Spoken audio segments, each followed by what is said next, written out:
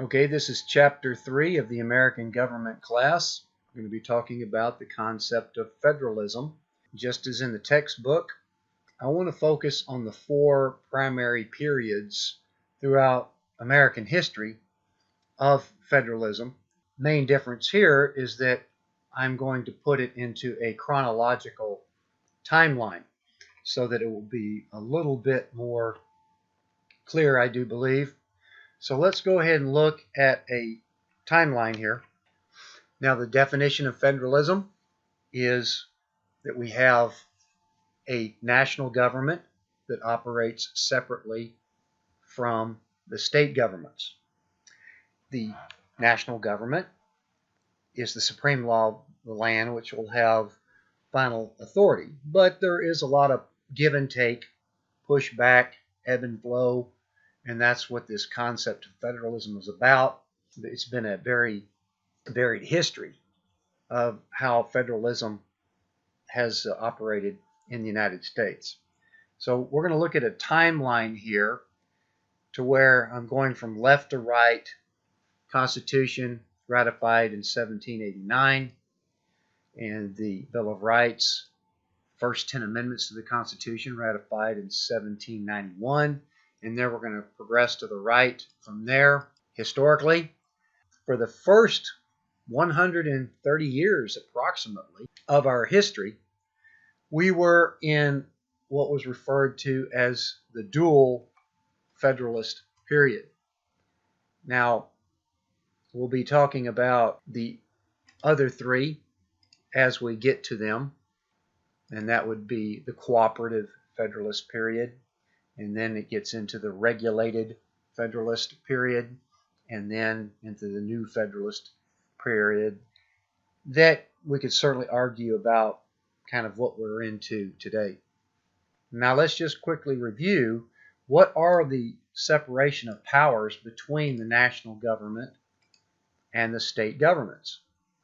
The national government, of course, according to the Constitution, has been given expressed powers that we talked about in Section 8 of Article 1, to where Congress has the power to, for the common defense, general welfare of the United States, regulate commerce, has the power to declare war, coin money, borrow money, things like that.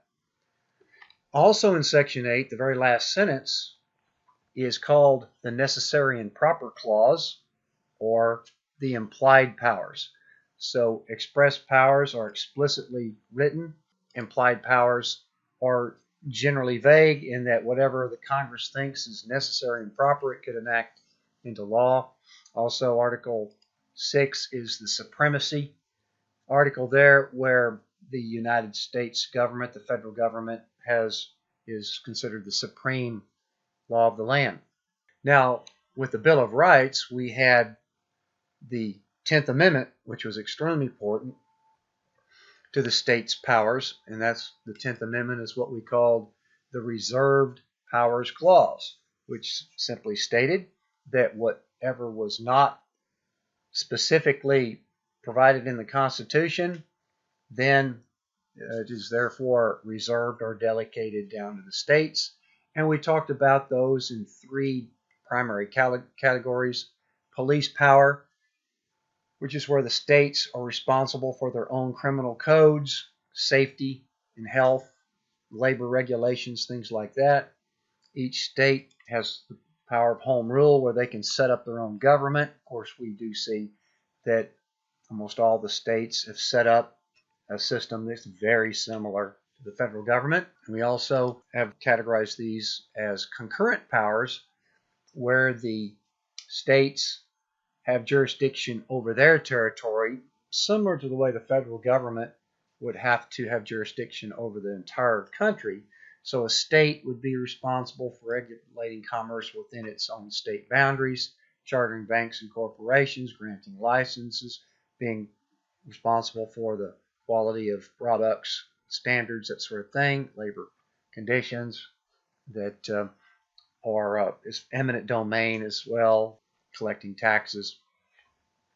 Now, the 11th Amendment does provide a little bit more benefit to the states. So we're going to put this down here in this category as far as states' power. The 11th Amendment, which was 1798, was that a state cannot be sued by a citizen of another state or by a foreign country. And that's called the state sovereign clause, so that gives the state a little bit more freedom from being attacked from outside. So the state remains an entity of the federal government in that regard, in that it cannot be sued by someone on the outside. Now, the dual federalist period, what the original theme was that the federal government would try to stay out of the state's business as much as possible. Now, we've got some major exceptions during this period, but for the entire first century of the United States existence, this dual federalism was the general idea that the governments would operate separately and that there would be very little growth of federal power. And we'll talk about the exceptions here in a minute, but even after these exceptions, it tended to go back to this dual federalist mode where they're operating separately. As you can see, the two arrows operating separately like a layer cake, kind of trying to mind their own business for the most part.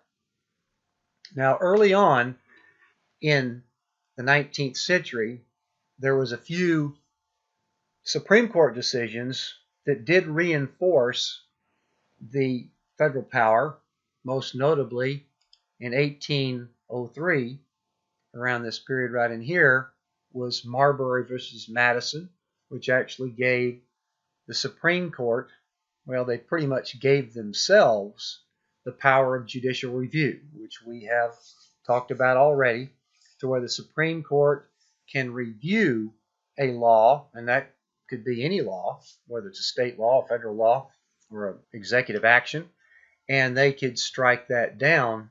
Law gets taken all the way to the Supreme Court. Yes, the Supreme Court could rule on the unconstitutionality of any law. So of course, that concept of judicial review was implied very early on, even in the Federalist Papers that Alexander Hamilton wrote. That Alexander Hamilton said that if there was any conflict between the Constitution and a federal law, or even a state law, any statute, the Supreme Court would have to come down on the side of the Constitution. So that was very much implied, as well as in the very first Judiciary Act of 1789. That was very much implied as well. And then it was articulated in the 1803 Marbury versus Madison case, where the concept of judicial review, the precedent was set. And then there was a couple of other Supreme Court decisions in 1816 and 1819 that also confirmed the federal supremacy. For example, the federal Supreme Court could overrule a state Supreme Court, so that just made sure that there wasn't 50 different interpretations of the Constitution, that each state would be interpreting the Constitution on its own. It all has to culminate with the federal Supreme Court. Now, as the issue of slavery becomes more and more contentious, more polarizing, and more conflictual, well, that culminated in the Civil War in 1860, and that was a massive disruption in this dual federalist system. When Abraham Lincoln was elected, the South had already warned that they would secede if Lincoln was elected because he ran on the platform of abolishing slavery. Abraham Lincoln went into extraordinary powers to try to keep the Union intact. He enacted martial law. He raised taxes and revenues in order to fight the war effort, suspended right of habeas corpus in order to do what he felt like needed to be done to win that war and bring the South back into the fold. Very bloody period. in American history. Once the war was concluded, those powers did recede, and we did move back into a relatively separate federalist system here. Now, the Industrial Revolution was a very productive, innovative period from the Civil War up until around World War I, where most of the modern technology and conveniences that we enjoy today were developed during the Industrial Revolution. We're talking about electric power and batteries, health improvements, as far as learning more about how to fight germs and bacteria and diseases, and concepts such as refrigeration, internal combustion engine. Of course, that coincided with the use of oil during this period. So the Industrial Revolution was probably the most technological productive period in human history. I don't think that that could be argued when you look at what developments came up out of the Industrial Revolution. Even the concept that led to radio and TV and flight. And we still enjoy those things that were developed. During the Industrial Revolution, there was quite a bit of rapid economic development as well, and that also kind of exacerbated inequality. The workers of this period were not receiving the same share of the benefits than the owners were.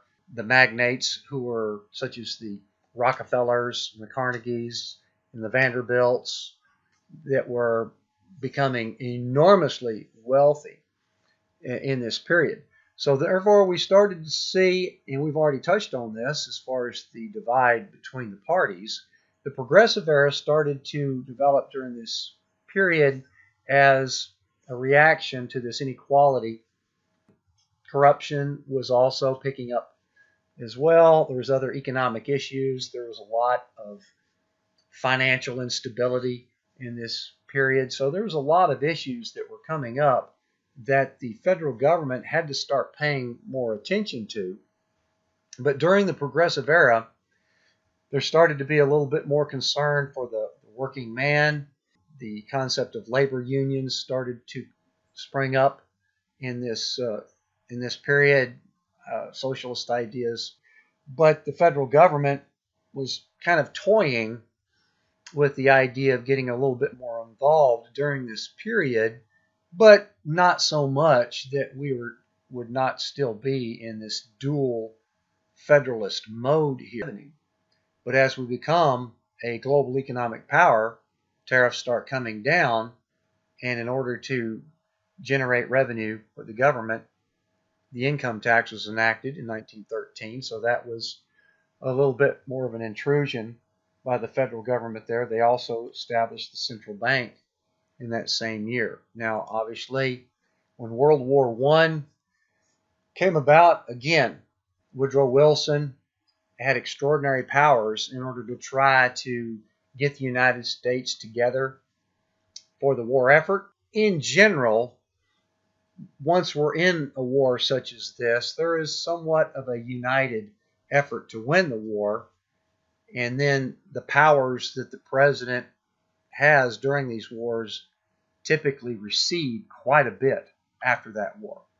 So the dual federalist period, we can pretty much say, was fairly consistent throughout this period, despite a few hiccups, obviously, a couple of very major hiccups.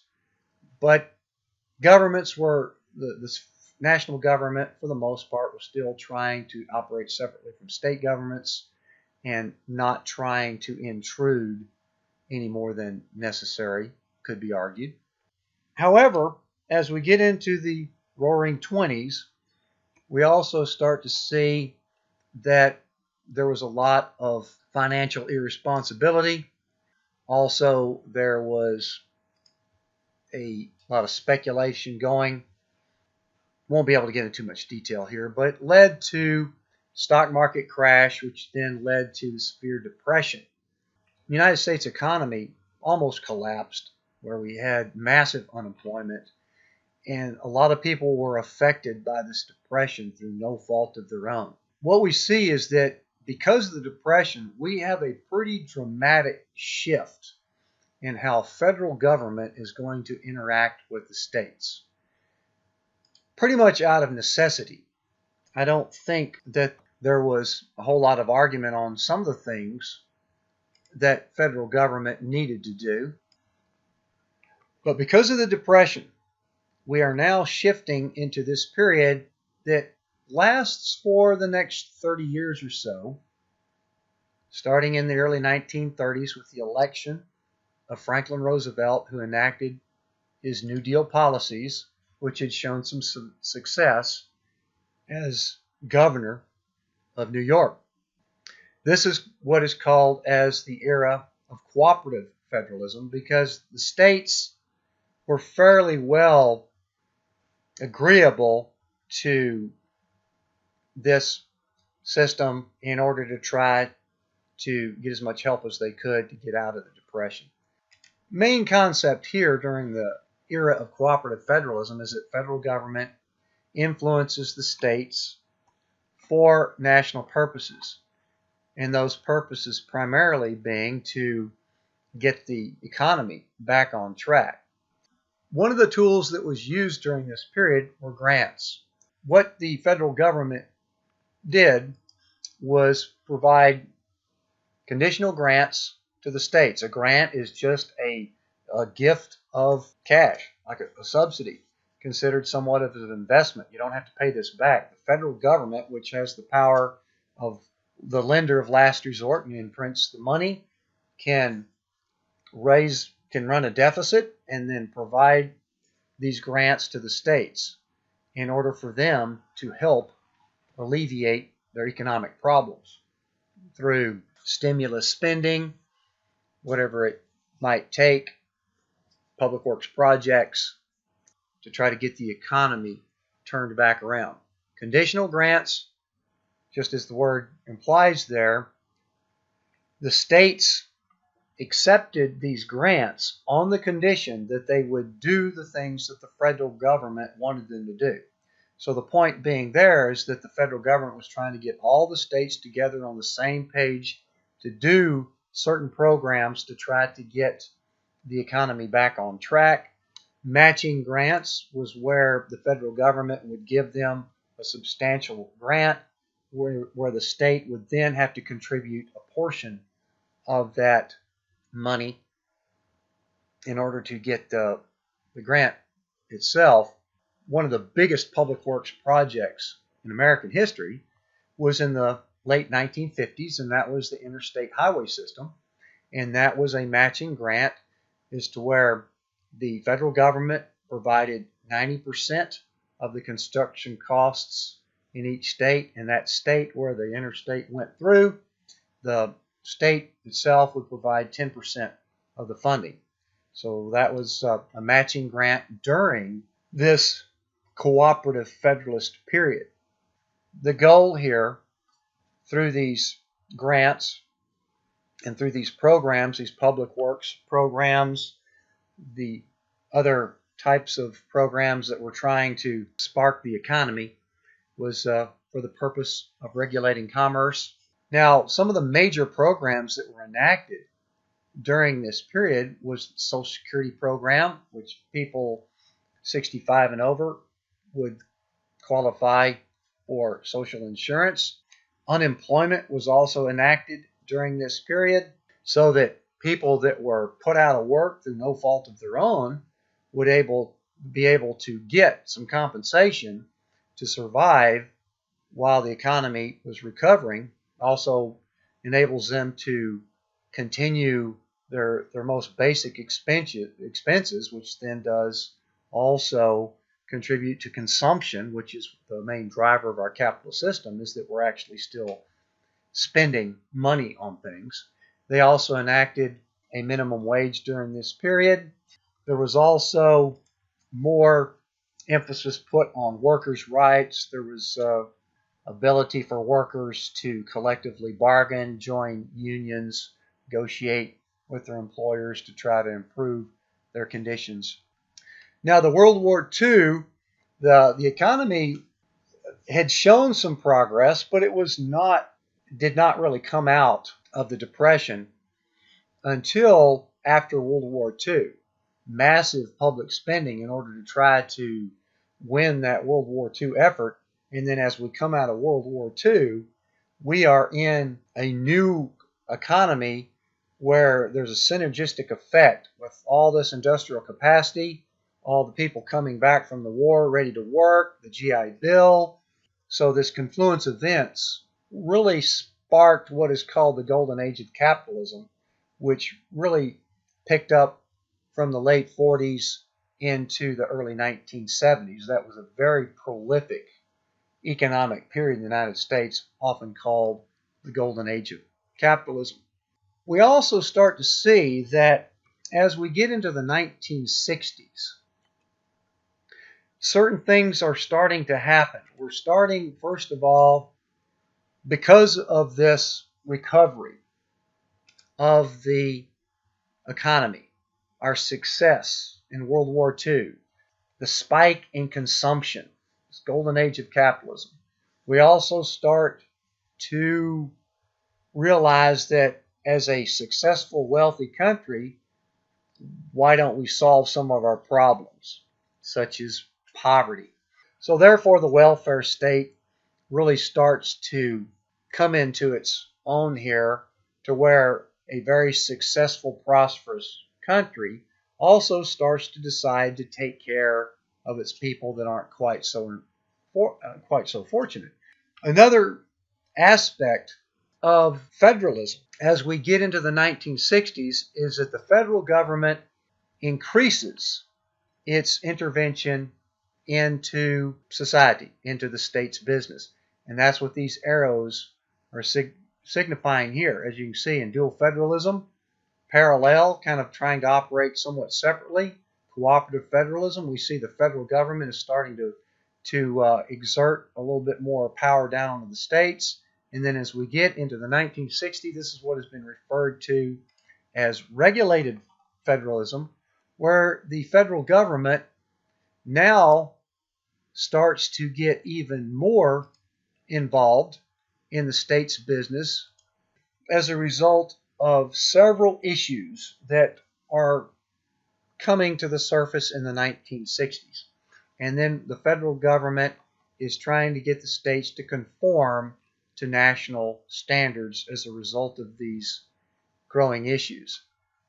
One of the issues, of course, was civil rights, and that we started to become more and more aware of the effects of racism and the legacy of slavery and racism. And so as we get into the late 50s and particularly into the early 60s, the civil rights era takes shape, and by 1964, the Civil Rights Act, and then in 1965, the Voting Rights Act, those literally put enforcement into discrimination and equal opportunity, things like that. The civil rights era, you could say, was sparked primarily by the 1954 Supreme Court decision, Brown versus the Board of Education, which made segregation illegal. And we will talk about that in the next section on the evolution of the civil rights. 10 years later, the federal government actually put some teeth into it and says, now we are going to enforce this desegregation.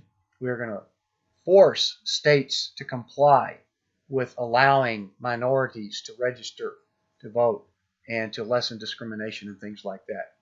The Supreme Court was starting to look at these issues, particularly minority rights, victims, to look at the Bill of Rights and beef them up. And that's what the next lecture, the next chapter will be about. So we'll get into that.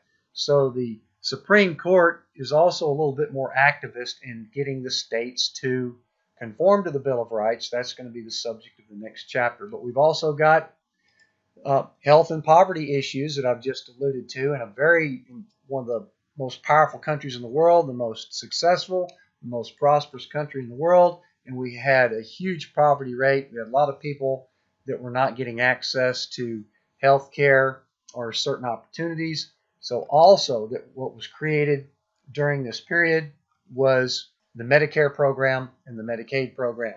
Medicare provides for health care for seniors, Medicaid health care for poor people that qualify for it. Also, the environment was starting to become, we're getting a little bit more attentive to the environment after all this industrial revolution. And as we get into the 60s, we start to notice that our air is getting dirtied up, our waters are getting polluted. So we started to see major legislation in the late 50s and most particularly in the early 60s on Clean Air Acts, Clean Water Acts, in order to try to get all the states together on reducing and preventing pollution. Now, another thing that was an issue in the era of regulated federalism, which lasted approximately to the 1980s. We start to see a major shift in the 1980s. One of the things that contributed to this shift was the concept of the unfunded mandates that were enacted primarily in the 70s, some in the early 80s. And the unfunded mandates means that something is made mandatory by the federal government, but it's not funded by the federal government. So you could imagine that states were not too happy about that they were forced to comply with these things that the federal government wanted to do, but they weren't getting any federal funds for it. They had to find ways to raise their own revenue to do that.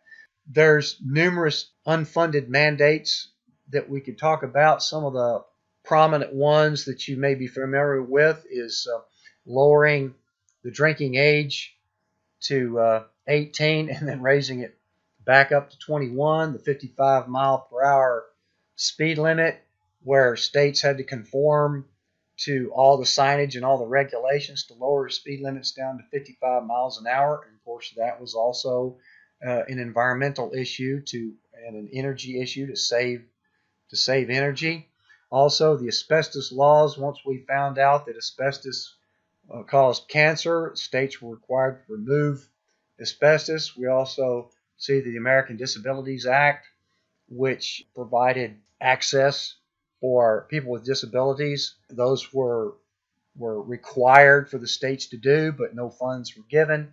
Those are some things that contributed to a pushback as we start getting into the 80s. Now, we can also talk a lot about the 70s on how economically volatile the 70s were. We had rampant inflation. We had several recessions. We also had a Watergate scandal. A lot of stuff, and we had oil crises in the 70s. So a lot was happening in the 70s. Interest rates went skyrocketing. So as we get into the 80s, we start to see a major pushback against the federal government's activities during this period of regulated federalism. So now that gets us into the fourth of these eras of federalism. So this goes to show you how society is constantly shifting and evolving, and changing, and then perhaps even retracting in some cases to accommodate what society wants at that time. As we get into the 1980s, particularly with the Ronald Reagan era, he ran on the platform of trying to get the government out of people's business.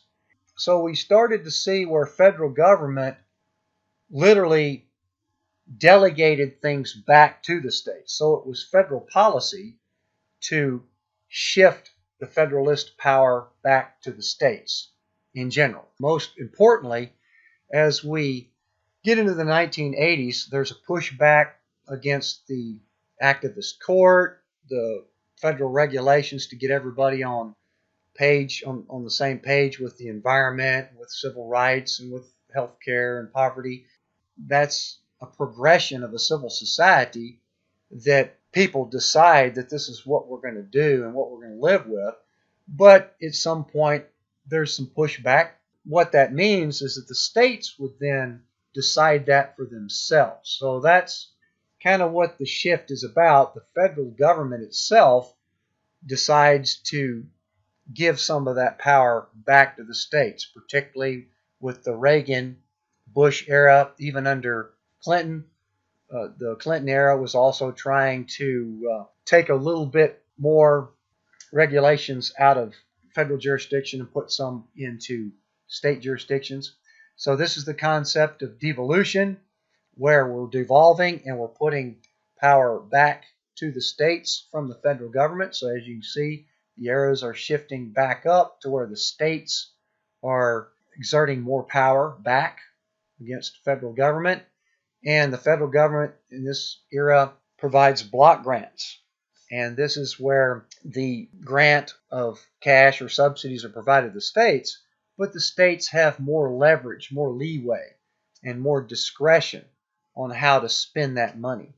We also see that the court, after several appointees that are generally going back more in a conservative direction, the Supreme Court starts to shift more towards favoring states' rights rather than the activist court that it was, particularly during the 60s.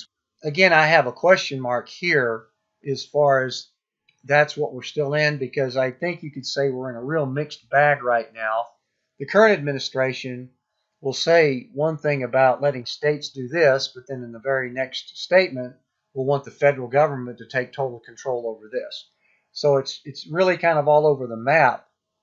As I said, with 9/11, the federal government really took charge in trying to stop terrorism. And so that means their surveillance, foreign policy got very much directed towards trying to prevent terrorism. And so you could say that that was a more of a federal government intrusion or intervention.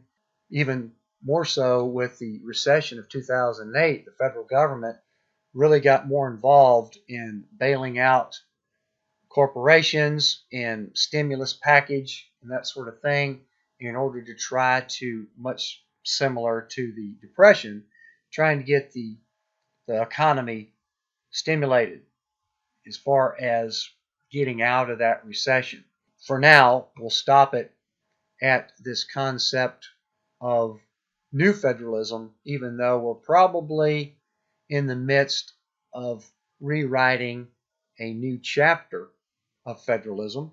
It's kind of how it works in a society populated with human beings. Here is the chart that I will post on Moodle, a PDF file showing this very simple timeline on it that is detailing the 4 eras of federalism that our country has been evolving through.